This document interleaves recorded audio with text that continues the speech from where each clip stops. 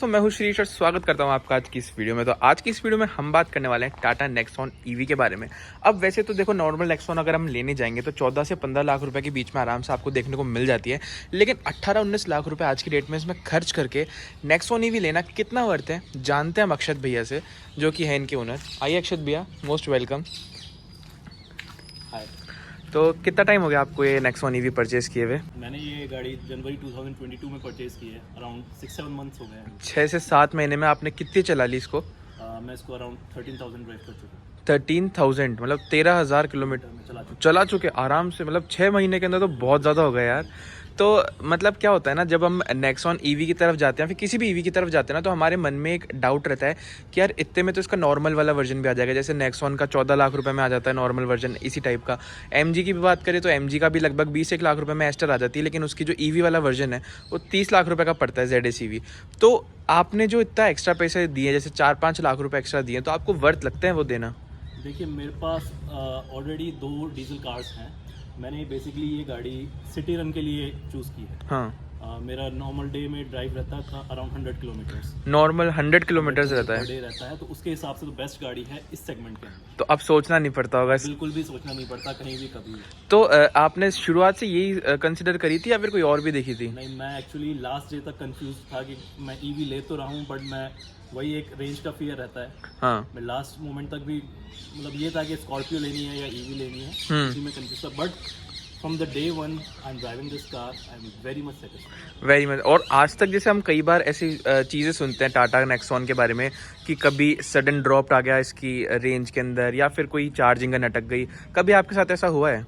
Starting में 1-2 बार issue हुआ था कि अराउंड 240 किलोमीटर से सडन ये 200 किलोमीटर्स पे आ गया था। अच्छा। और कई बार चार्जर प्लग भी किया तो वो चार्ज नहीं हुई गाड़ी। तो 1-2 इश्यूज थे, वो मैंने सर्विस सेंटर पे दिखाया तो वो रिजॉल्व हो गए। लुक वगैरह की बात करें ना, तो लुक के अंदर तो बहुत ही ज़्यादा गजब लगती है। पीछे इसका चार्जर भी दिख रहा है, तो उस चार्जर के बारे में बताएंगे कुछ आप हमें कि कितनी देर में चार्ज कर देती है और कितना क्या खर्चा आता है, इलेक्ट्रिसिटी कितना कंजप्शन होता है? नेक्सॉन जो अभी मेरे पास ये मॉडल है, अब तो खैर प्राइम भी आ गया है और नेक्सॉन ईवी मैक्स भी आ गया है। इसके अंदर अराउंड 30 किलोवाट की बैटरी है। हाँ। और जो एक नॉर्मल चार्जर जिससे मैं चार्ज करता हूँ, इससे अराउंड 8 आवर्स में गाड़ी फुल चार्ज है। 8 घंटे में फुल चार्ज हो जाती है। और कितनी रेंज आती है उसके बाद गाड़ी की? इसके बाद में गाड़ी जो रेंज शो करती है वो अराउंड 240-250 के अराउंड 240-250 किलोमीटर। तो आपके मन में कभी डाउट आया है कि यार अभी मैं जैसे आपके पास 2 गाड़ियां डीजल की और है, जैसा आपने बताया, तो आपको कभी जयपुर से दिल्ली जाना हो या फिर बाहर जाना हो, तो आप कौन सी गाड़ी चूज करते हो? अभी तो मेरा ख्याल बिजनेस ट्रिप रहता है, तो मैं अटकना नहीं चाहूंगा फॉर श्योर। तो मैं डीजल से ही जाता हूँ। बाकी सुनने में आया कि जगह जगह ईवी चार्जर्स इंस्टॉल हो गए हैं, तो अब मैं सोच रहा हूँ कि एक बार ईवी को भी हाईवे पे लेके जाए। देखो, चार्जर वगैरह तो बहुत जगह इंस्टॉल हो चुके हैं और ऐप भी दे रखी है, उसके अंदर पता भी लग जाता है। पर ये होता है ना कि अपन उस मोमेंट पे जब वहां पर पहुंचे तो वो चार्जर चालू हो या नहीं हो, उसकी श्योरिटी अभी नहीं है, क्योंकि बहुत ज्यादा वेराइटी नहीं है। 2-3 चार्जर वगैरह नहीं है अभी, कभी कहीं पे 1 है, कहीं पे 2 है। और सबसे बड़ी बात यह है कि ईवी बहुत ज्यादा हो भी गई है, तो अब ये है कि जब आप जाओ तो वहां पे आपको वेट भी करना पड़ता है कि यार, है ना, कि कहीं दूसरी गाड़ी लगी हुई हो या कुछ और ऐसा हो, तो वेट ना करना पड़े। इसलिए जो है पेट्रोल डीजल की गाड़ी जो है, अभी ये ओनर जो है कंसिडर करते हैं कि यार अभी बाहर इसको ले जाते हैं, बाद में देखी जाएगी फ्यूचर के अंदर। पर अभी आपने जैसे 13,000 किलोमीटर चला लिया, उसके अंदर सर्विस वगैरह कितनी बार हो गई गाड़ी की? सर्विस में 2 बार करा चुका हूँ, और सर्विस भी कोई इसका टाइम टेकिंग प्रोसेस नहीं है, एक नॉर्मल चेकअप हो रहा है अभी तो। और बाय द वे, अगर कोई आपको पार्ट वगैरह चेंज कराना तो जस्ट वो चेंज होता है। वो वारंटी के अंदर तो अभी 1,60,000 किलोमीटर की वारंटी है गाड़ी की। तो बैटरी कोई दिक्कत नहीं है बैटरी वगैरह के अंदर? आपको पता है अभी अपन ने सफारी परचेज करी थी और मेरा भी पूरा मन था ईवी लेने का, लेकिन कहीं ना कहीं जो है 6-7 महीने की वेटिंग मेरे को उस टाइम पे मिल रही थी, तो इसलिए मेरे को गाड़ी चाहिए थी सडन। मतलब अपने ये होता है ना यार, रिक्वायरमेंट पड़ रही है गाड़ी की, अभी मानस बना तो अभी ले आओ 2 मिनट में जाके, ठीक है, या फिर 2-3 दिन में जाके, जैसा भी हो। लेकिन आपके साथ क्या हुआ था जब आप इसको लेने गए थे, तो कितना बुकिंग वगैरह थी? एक्चुअली मैंने ईवी बुक तो करी थी अक्टूबर फर्स्ट वीक के अंदर, और लास्ट ईयर मेरा मन था कि मैं धनतेरस पे गाड़ी ले लूं, बट बुकिंग इतनी ज्यादा थी कि मेरे को डीलर गाड़ी दे ही नहीं पाए थे। मैंने फिर उनको फॉलो अप कंटिन्यूस रखा, जब जाके मेरे को 18 जनवरी को गाड़ी मिली। एक्चुअली 18 जनवरी को मेरे छोटे भाई का बर्थडे भी आता है। अच्छा। उसी दिन प्लान करी थी, तो बहुत बहुत बढ़िया बात है ये तो। एक्चुअली मेरे साथ क्या हुआ था ना कि जब मैं लेने गया था तो मेरे को वेटिंग बहुत ज़्यादा थी, तो वो लोग ऐसे बोल रहे थे कि सर हमारे पास अभी ये वाला मॉडल खड़ा है, जैसे मेरे को लेना था इसके अंदर टॉप एंड मॉडल, जो उसमें जिसमें सनरूफ आता है, लग्जरी। उन्होंने मेरे मेरे को बोला कि सर हमारे पास ये सेकंड वाला मॉडल खड़ा है XZ, आप ये ले सकते हो और बेस मॉडल ले सकते हो। तो आपके साथ ऐसा कुछ हुआ था? नहीं देखिए, मेरा तो पहले से ही प्री प्लान था कि मेरे को लेना है तो सेकंड टॉप ही लेना है, क्योंकि सनरूफ का मेरे लिए कोई यूज हाँ, नहीं है। आपके लिए कोई यूज नहीं है, बच्चे वगैरह भी। एक्चुअली जो इस पर्टिकुलर गाड़ी के अंदर आता भी है वो थोड़ा छोटा होता है, तो खैर वो यूज का मुझे नहीं लगता, बाकी सबकी अपनी पर्सनल मतलब बेसिक नीड तो अपनी ये है कि यार एक अपन को बेटर राइड क्वालिटी मिल जाए, मतलब बैटरी से अपने पैसे बच जाए आराम से, कि भाई ज्यादा डीजल वगैरह खर्च ना हो सिटी के अंदर। पर्पस यही है कि मेरा डीजल जो है मैं उसी के लिए मैंने ईवी ली। पहले मंथली आपका डीजल का खर्चा क्या रहता था? अराउंड 30,000 खर्चा। इससे पहले कौन सी गाड़ी चला रहे थे? इससे पहले मैं फिएट पुंटो यूज कर रहा हूँ और इनोवा यूज कर इनोवा और फिएट पुंटो। तो फिएट पुंटो तो यार बहुत तगड़ी स्पोर्ट ओरिएंटेड कार भी है, बहुत बढ़िया, उसका स्टीयरिंग वगैरह, फीडबैक वगैरह, बहुत अच्छी स्पोर्ट कार है। तो उसके बाद में आपको ये चला के कैसा लगा? देखिए, अगर आप ईवी चलाओगे ना तो आप डीजल पेट्रोल सब गाड़ियां भूल जाओगे। हाँ, क्योंकि इसका पिकअप ही, परफॉर्मेंस ऐसा है कि इवन ये एसयूवीज को टक्कर देती है। मेरे फ्रेंड के पास में महिंद्रा थार है, तो अगर हम उसमें compete करते हैं तो ईवी इज द बेस्ट। हाँ, तो ईवी तो ऑब्वियसली, क्योंकि 9 सेकंड के अंदर ये 100 क्रॉस कर देती है गाड़ी। और उसके बाद भी काफी ज्यादा स्पोर्ट्स कार जो होती है ना सेगमेंट की, उसको भी मतलब ये आराम से धूल चटाने के लिए काफी है। ये टाटा का मेक ही ऐसा बनाया गया है। पहली बात तो ये बहुत ही आपको अंदर फील, आप बैठेंगे तो अंदर बहुत ही स्ट्रॉन्ग फील देगा। दूसरा, इसको आप अगर रन करते हैं तो इसके अलॉयज इतने चौड़े हैं कि बिल्कुल आप ये मानिए कि ग्रिप करके चलती है गाड़ी। ग्रिप करके चलती है गाड़ी, है ना। हाँ, वैसे तो देखो टाटा का जो ये नेक्सॉन प्रोडक्ट है ना, नो डाउट ये सबसे हटके प्रोडक्ट है, क्योंकि टाटा की हमने सफारी भी देखी है, टाटा की हमने और छोटी गाड़ियां भी देखी जिसके अंदर कहीं ना कहीं फिट एंड फिनिश वगैरह की कमी हमको देखने में मिली है। तो नेक्सॉन के अंदर अभी तक हमको ऐसा कुछ नहीं लगा कि यार फिट एंड फिनिश में कहीं कोई गाड़ी की कमी हो। आपको कुछ लगा ऐसा? नेक्सॉन जो डीजल पेट्रोल वेरिएंट पहले स्टार्टिंग में लॉन्च हुए थे, तब मेरे को थोड़ा सा लुक वाइज मेरे को लगा कि गाड़ी में दम नहीं है। बट जो ईवी है या अब की जो आप नेक्सॉन देख रहे हैं, तो उसमें DRLs वगैरह और कई थोड़े ट्रेंडी फीचर्स ऐड कर दिए गए हैं। उसके बाद में गाड़ी की लुक्स वाइज तो मुझे कोई कमी नहीं। अपन जब डीजल पेट्रोल गाड़ी लेते हैं ना, तो हल्का बहुत वाइब्रेशन अपन को देखने को मिल जाता है गाड़ी के अंदर। लेकिन ईवी के अंदर तो क्या होता है ना, ईवी के अंदर कोई भी वाइब्रेशन नहीं है, बिल्कुल साइलेंट है, गाड़ी स्टार्ट रहती है तो भी हमको पता नहीं चलता कि गाड़ी स्टार्ट है। इनोवा भी चलाते होंगे तो उसके अंदर तो वाइब्रेशन वगैरह खूब है, और पिंटो वगैरह में भी वाइब्रेशन होगी। तो ये तो इलेक्ट्रिक कार होने की वजह से इसमें अपन को एक मेरिट मिल गया कि यहाँ पे NVH लेवल एकदम जीरो है, गाड़ी बहुत ज़्यादा साइलेंट रहती है। तो मतलब ऐसा होता है ना कि यार और कोई रैटलिंग नॉइज वगैरह होती है, वाइब्रेशन होती है, तो अपन को पता लग जाता है। डीजल पेट्रोल के अंदर तो मतलब इतना पता नहीं लगता जब गाड़ी चलती है।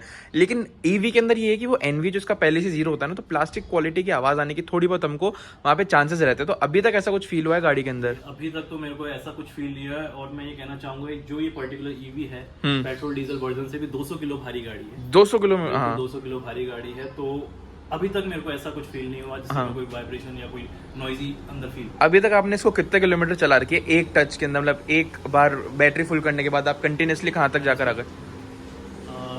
मैं इसको अजमेर हाईवे पे चला रखी है, अराउंड सिंगल इसके अंदर 200 किलोमीटर चला रखी है। कहीं ना कहीं अपने मन में डाउट होता है कि जैसे रात को अगर अपन गाड़ी से ट्रैवल करेंगे तो लाइट वगैरह भी जलानी पड़ती है, और लाइट वगैरह कितनी बैटरी खाती है? ईवी के अंदर एक यही प्लस पॉइंट है कि इसके अंदर एक ऑक्सिलरी बैटरी दी जाती है। जो आप जैसे गाड़ी खड़ी भी है, आप उसकी हेडलैम्प्स यूज़ कर रहे हैं या फिर अंदर म्यूजिक सिस्टम यूज़ कर रहे हैं, तो वो ऑक्सिलरी बैटरी के थ्रू चलता है।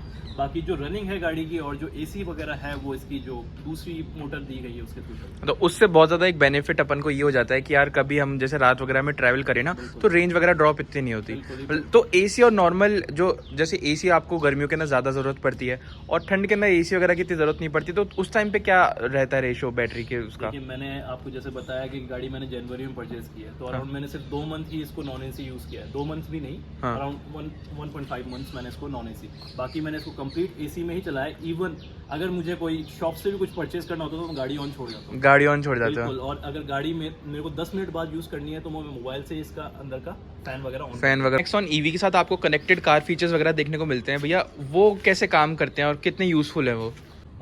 मोबाइल के लिए आपको एक Z कनेक्ट करके ऐप दी गई है। इसके थ्रू आप अपनी गाड़ी को मॉनिटर कर सकते हैं, ट्रैक कर सकते हैं। मॉनिटर इन सेंस कि आप गाड़ी की परफॉर्मेंस देख सकते हैं कि गाड़ी में कोई इंटरनल फॉल्ट तो नहीं है। दूसरा, आप इसकी अनप्लैंड और प्लान ट्रिप्स मॉनिटर कर सकते हैं।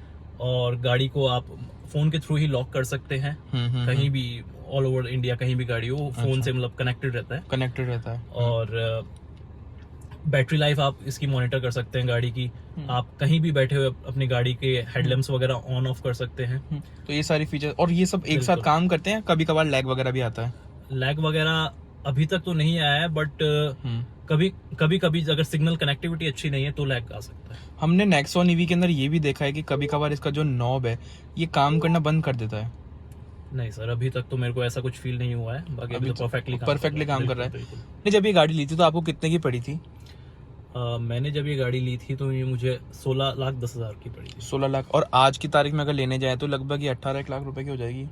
आज की तारीख में अगर ये पर्टिकुलर, वैसे तो ये मॉडल अब नेक्सॉन ईवी प्राइम के नाम से आने लग गया है, जिसके अंदर क्रूज कंट्रोल वगैरह भी कंपनी ने दे दिया है और एडिशनल फीचर्स भी दे दिए हैं।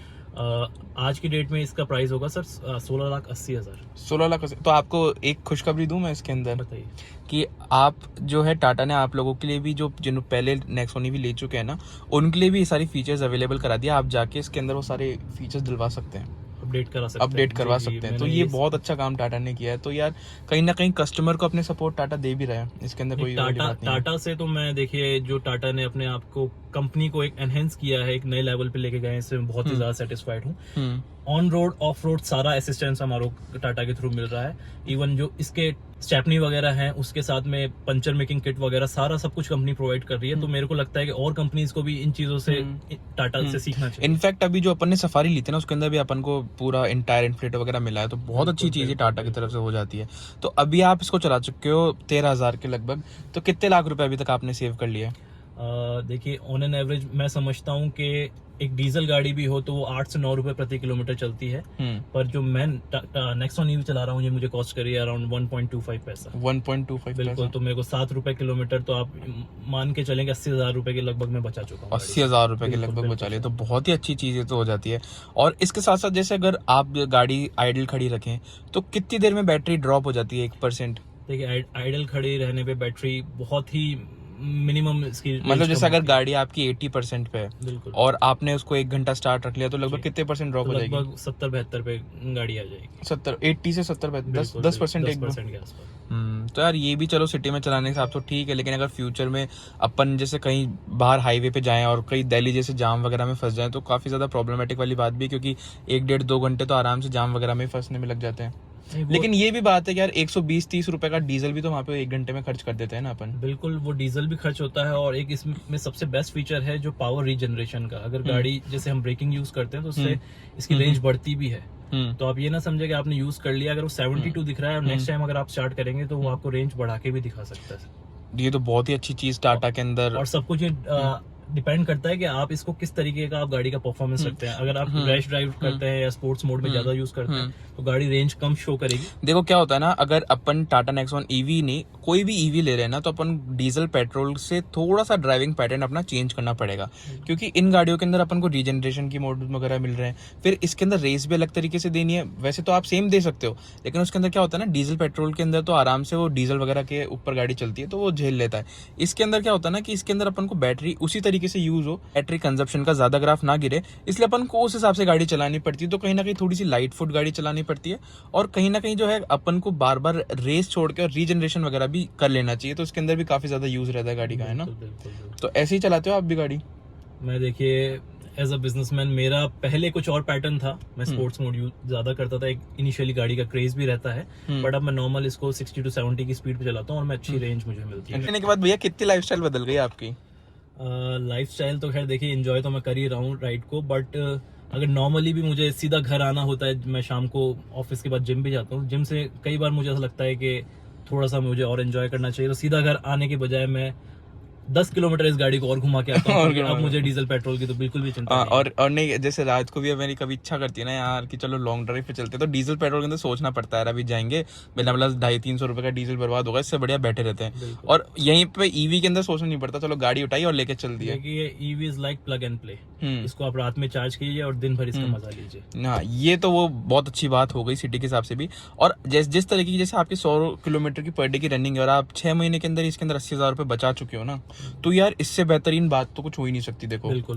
कहीं ना कहीं अगर मैं आपको बताऊं, अगर आप 80,000 रुपए महीने के बचा रहे हो तो लगभग आप ये देख लीजिए आप 1,60,000 रुपए साल के बचाएंगे और 5 साल के अंदर आप आराम से कितने इसके अंदर 8 लाख रुपए तो बचा ही लिए। तो यार क्या बुरा है फिर, एक बात बताओ। मेरा तो ये मानना है कि आप इस गाड़ी से जितना पैसा सेव कर रहे हैं ना, वही आपकी इंस्टॉलमेंट्स है। हाँ, इंस्टॉलमेंट है। और दूसरी बात ये है कि जितना पैसा आप इसके अंदर सेव कर रहे हैं ना, उतना आप ना तो किसी और गाड़ी के अंदर कर सकते ना उतना मजा आपको किसी और के अंदर मिल सकता। बस ये इसको अगर आप चलाओगे ना तो ही पैसा सेव होगा। अगर इसको लेके खड़ी खड़ी हो, जैसे कई लोग ऐसे सोचते हैं कि गाड़ी ले तो ली लेकिन वो होली दिवाली निकालें या फिर बहुत 10-15 किलोमीटर चलाए ना, तो उन लोगों के लिए गाड़ी बिल्कुल भी नहीं है। मैं ये गाड़ी लेनी ही उन्हें चाहिए जिनका रनिंग बहुत ज्यादा हो, जो अपने बिजनेस ट्रिप्स को लेकर, जिनका इंट्रासिटी रनिंग बहुत ज्यादा, इंटरसिटी रनिंग हो या फिर आपका और डेली का रन अराउंड 80 to 90 किलोमीटर्स तो रहना ही चाहिए। और ये गाड़ी आप चलाएंगे तो आप एंजॉय करेंगे। हाँ, अब वही है ना यार कि देखो गाड़ी ले तो रहे हो लेकिन गाड़ी लेने के बाद चलाओ भी उसको, तभी तो गाड़ी वसूल, जितना चलाओगे ना उतना वसूल होगा इसके अंदर पैसा।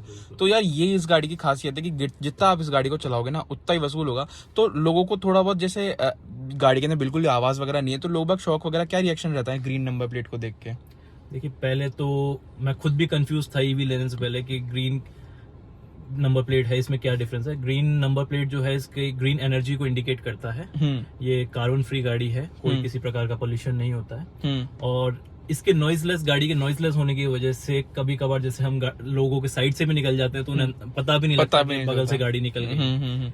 और नहीं लोग देखते तो होंगे ना ग्रीन नंबर प्लेट है तो पुलिस वाले वगैरह भी नहीं रोकते होंगे इस गाड़ी के अंदर। पुलिस वाले भी परेशान नहीं करते हैं। दूसरा ये है कि जो इस गाड़ी का लुक एंड फील है ना, जो आपको एक अंदर से एक टॉर्क मिलेगा गाड़ी का एक्सेलरेट करते हुए, बिल्कुल BMW ऑडी जैसा। BMW ऑडी, हाँ ये तो बिल्कुल यार कहने वाली बात है ही कि बहुत गजब का इसके अंदर एक्सेलरेशन है। तो इसकी टॉप स्पीड 160 की दे रखी है, पर आपने कितनी इसको खींच रखी है? देखिए कंपनी इसकी टॉप स्पीड ऑडोमीटर में तो इसके स्पीडोमीटर में तो इसका टॉप स्पीड 160 दिखाता है, बट इसका मैक्सिमम स्पीड जाता है 120 तक। 120 तक जाने का इसका रीजन जो कंपनी हमें देती है और जो हमें पर्सनली भी पता है कि जितना ज्यादा हम इसको एक्सेलरेट करेंगे उतना ज्यादा पावर कंज्यूम होगा, तो इसकी रेंज फिर कम हो जाएगी। रेंज कम हो जाएगी बिल्कुल। तो 120 मेरे को लगता है कि एक नॉर्मल आदमी के लिए सफिशिएंट भी है। सफिशिएंट भी, हाँ। कोई नहीं चाहता इससे ऊपर कोई लेकर भी कहाँ जाएगा ना आदमी, वही वाली बात है। और इससे 120 से ऊपर चलेगी तो बैटरी बहुत ज्यादा खाने लग जाएगी फिर। बिल्कुल, तो यही है। तो अभी लगभग हम 15-1 मिनट से गाड़ी के अंदर बैठे हैं और 2 किलोमीटर की रेंज जो है ना कम हो चुकी है गाड़ी के अंदर अभी तक। तो ये हाईएस्ट रेंज अभी तक कितनी बताई है इसने? हाईएस्ट रेंज 276 बताई, 276 बता दी गाड़ी ने। बहुत ही, आपको पता है अभी जैसे अगर आप गाड़ी की सर्विस वगैरह कराएंगे ना तो इसके अंदर ये है कि एक अपडेट आया उसके बाद में 320 किलोमीटर की ये रेंज आराम से आपको शो करने लग जाएगी। ओके, हाँ, मुझे क्या पता नहीं था। तो ये आप अपडेट करवाइए इसको, जो 320 किलोमीटर की रेंज भी बताने लग जाएगी। साथ ही साथ आपको ये बर्थडे वगैरह पे विश वगैरह करती है गाड़ी? सर देखिए अभी तक तो खैर बर्थडे मेरा आया नहीं है क्योंकि वो साल भर हुआ नहीं है गाड़ी को लिए। अच्छा, नेक्स्ट टाइम अगर तो ये फीचर भी हमने आपको बता दिया कि बर्थडे पे आपको गाड़ी विश करेगी। गाड़ी से देखिए मैं 100% सेटिस्फाइड हूँ। और जो कोई भी प्लान कर रहे हैं उनको मैं यही कहूंगा कि गाड़ी आप बिना सोचे ले लीजिए। तो 5-6 जने बैठ, जैसे इसके अंदर 5 जनों की कैपेसिटी है, और तो अपने इंडिया में तो खासियत है ना कि 5 जने होने के बाद भी 2 बच्चों को गोदी में बिठा दिया, तीसरे को डिग्गी में बिठा दिया। तो इसके अंदर अगर ज्यादा लोड वगैरह हो तो ये दबती है गाड़ी? सर इस गाड़ी में किसी प्रकार का कोई भी दबाव नहीं पड़ता। गाड़ी आपको सेम जैसे आप 2 बंदे बैठ के चलाएंगे वैसा ही आप चाहे से इसमें 6 बंदे बिठाओ, सेम आपको फील हो।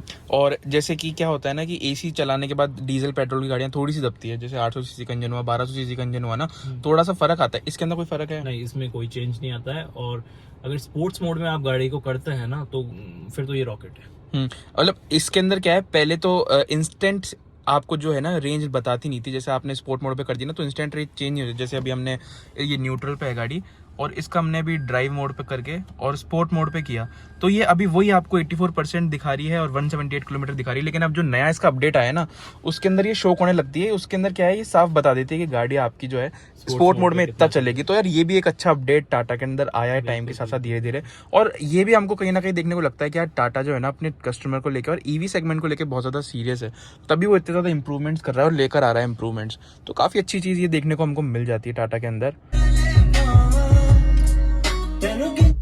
तो जैसा कि हमने आपको इसका साउंड सिस्टम सुना है ना, तो साउंड भी गाड़ी का बहुत ज्यादा गजब का है। इसके अंदर भी टाटा ने कोई भी कमी वगैरह नहीं करी, प्रकार की नहीं, एकदम ब्रांड का साउंड है, हरमन का साउंड है। सबसे पहली बात तो इसके अंदर कोई एनवीएच ही नहीं है ना, उसके बाद ही साउंड सुनते हैं ना तो बहुत ही ज्यादा गजब का लगता है। जैसे क्या होता है ना, मैं सफारी के अंदर जब बैठता हूँ तो जब गाड़ी चलती है ना तो तब थोड़ा सा है ना साउंड के अंदर सिस्टम आपको थोड़ा सा कम लगता है, क्योंकि यार गाड़ी का इंजन का वाइब्रेशन वगैरह सब रहता है। इसके अंदर कोई एनवीएच वगैरह नहीं है ना, तो एक यार एक अलग ही डिफरेंट लेवल का साउंड इसके अंदर बन के आता है, जो कि देखने में बहुत ज्यादा, सुनने में भी बहुत ज्यादा बढ़िया और स्मूथ लगता है। तो ये इसकी एक खासियत है। दूसरी, आप इसकी कोई एक कमी बताइए जो आपको इस गाड़ी के अंदर लगती होगी जो टाटा को सुधारनी चाहिए। देखिए कमी तो जब गाड़ी पैसे बचा रही हो आपके 80,000 रुपए, हर 6 महीने में, तो वैसे तो कोई छोटी मोटी भी कमी होगी तो हम उसे नेग्लेक्ट कर देते हैं। बाकी पहले रेंज का इशू था, बट अब अगर नए बायर हैं तो इसमें 3 लाख रुपए आप ऊपर देके ईवी मैक्स का ऑप्शन चूज कर सकते हैं आपकी अगर लंबी रनिंग है तो।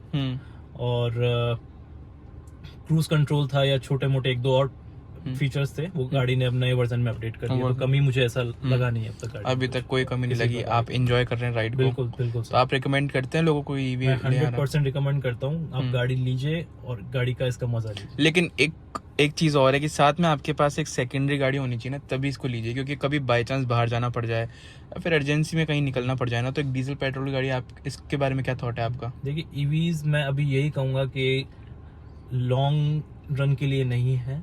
आपको अगर कोई लंबे ट्रिप्स पे जाना है तो मैं ईवी का बिल्कुल भी आपको सुझाव नहीं दूंगा।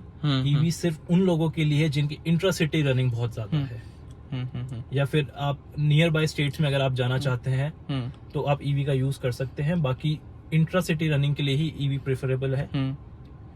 तो ईवी के अंदर तो क्या होता है ना यार, कि अगर ईवी ले रहे हो ना आप, तो उसके अंदर ये कि उसको फिर चलाओ। ईवी अगर आप ले रहे हो तो उसको आप खुद ही चलाओगे।